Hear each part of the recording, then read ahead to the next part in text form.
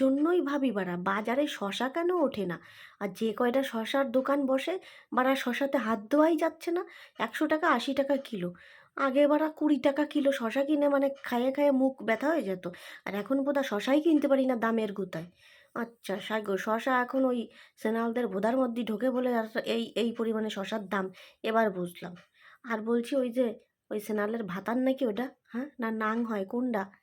সাইগো গন্ধের গুতায় শশাতে কামড়ি বাড়া দিতে পারতেছে না। বলি তোদের বাজারে ভিওর সাবান শ্যাম্পু সার্ফ সোডা এগুলো পাওয়া যায় না? ওগুলো দিয়ে মাঝে মাঝে ফুটোটা পরিষ্কার করতে বল তোর বউয়ের। এই পরিমাণে গন্ধ যে শশাটায় তুই কামড়ই দিতে পারতেছিস না।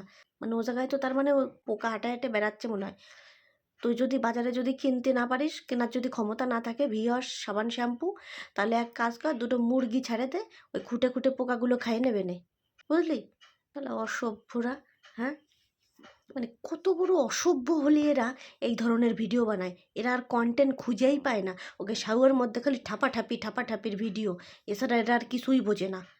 লোকের সামনে তো নাকটা ভালোই শীতকালি, হ্যাঁ, একটু পরেই তোকে বোধার মধ্যে মুখ ঢুকায় বসে থাকবি নে। মুখ তো বড়া বাড়াইও সিটনি যাবে না তোকে।